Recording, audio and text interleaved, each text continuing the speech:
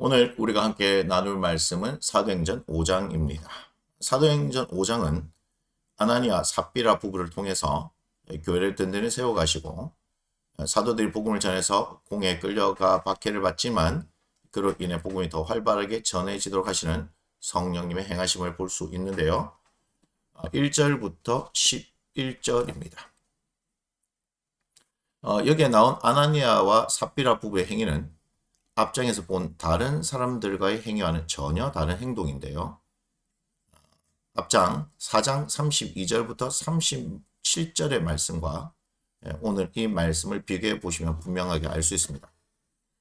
그런데 베드로는 이들 부부의 행위가 사탄이 마음에 가득하여 성령을 속인 것이라고 말합니다. 사탄이 마음에 가득했다는 표현을 보면 가룟 유다가 생각납니다. 가룟 유다도 그의 마음에 사탄이 들어갔다. 요한복음 13장 27절을 참고해 주시고요. 그렇게 말하고 있지요. 이들 부부는 성령으로 시작했다가 사탄으로 마칩니다. 이들 부부의 일은 교회에 큰 경종을 울립니다. 성령으로 시작한 교회는 성령으로 계속 성장해야 합니다. 12절부터 16절인데요. 이 말씀이 이를 증명해 줍니다. 그런데 성령의 역사를 통하여 계속해서 교회가 성장되지만 이를 싫어하고 방해하려는 세력은 항상 존재하게 됩니다. 17절부터 32절인데요. 사도들이 이제 잡혀가서 옥에 갇히게 되죠. 그런데 하나님께서는 이들 옥에서 이끌어내어 복음을 전하게 하십니다. 복음을 전하는 것을 아무리 방해해도 하나님께서는 하나님의 방법으로 그 방해를 무력화시키죠.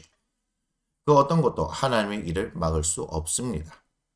하지만 복음을 전하는 사도들은 다시 잡혀가 공회에 끌려갑니다. 대제사장이 지난번에 예수의 이름을 가르치지도 말고 전하지도 말라고 경고한 일에 대해 상기시켜 줍니다. 하지만 사도들의 기준은 분명합니다. 사람보다 하나님께 순종하는 것이 마땅하다.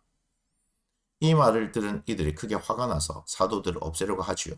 하지만 하나님은 가말리엘을 사용하셔서 그들을 위기에서 구해내시는데요. 33절부터 42절입니다. 자, 34절을 보면요. 바리새인 가말리엘은 율법 교사로 모든 백성에게 존경을 받는 자다라고 하죠. 하나님께서 하시고자 하시면 하나님은 어떤 방법으로도 당신의 일을 행하실 수 있습니다. 가말리엘을 통해서 이들의 손에서 놓이게 사도들, 이들은 채찍에 맞고 협박도 받았지만 오히려 예수님을 인해 그 박해가 그들에게 기쁨이 됩니다. 우리의 상식으로는 전혀 이해가 되지 않는 일이죠. 하지만 분명은 이들은 기뻐했다고 합니다. 그 이유가 무엇일까요? 그리고 이들은 계속해서 복음을 전합니다. 오히려 이들은 이런 박해가 그들이 복음을 전하는 동력이 된 것이죠. 그 이유가 무엇일까요? 오늘 우리는 이 부분에 대해서 한번 묵상해 봐야 할 것입니다. 우리는 사도행전 5장의 말씀을 통해서 성령님이 어떻게 교회를 세워가시는지를 보았습니다. 성령님은 계속해서 교회가 성령으로 진행되고 성령으로 성장하기를 원하십니다. 그래서 우리는 성령님께 주목해야 하고 그분이 어떻게 행하시는지를 보고 나의 삶에 우리의 삶에 우리 교회에 적용시켜 나아가야 합니다. 또한 이런 가운데 성령이 행하시는 일을 방해하는 세력이 나타남을 보았습니다. 하지만 하나님은 이런 방해 가운데서도 복음을 전하게 하시죠. 그리고 고난과 박해 가운데서도 구원의 길을 만드십니다. 복음은 고난 가운데서 지속적으로 성장하게 됩니다. 오늘의 말씀 묵상을 위한 도움 세 가지로 보는데요. 첫 번째, 아나니아와 삽비라의 사건을 통해서 마음이 어디에 있느냐가 삶을 결정한다는 것을 알게 됩니다. 마음을 어디에 두느냐는 전적으로 나의 선택인데요. 그리고 그 결과도 나의 몫이죠. 그렇다면 나의 마음이 성령님께 있게 하기 위해서 어떻게 해야 할까요? 두 번째, 사도들이 복음을 전하는 것으로 인해 박해를 받았습니다.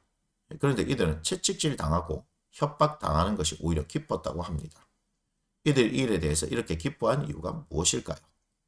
그렇다면 나는 이 상황에서 이들처럼 기뻐할 수 있을까요? 마지막 세 번째, 사도들은 박해를 당했음에도 계속해서 복음을 전합니다. 이들에게 있어서 박해는 오히려 복음을 더 활발하게 전하는 동력이 된 것 같습니다.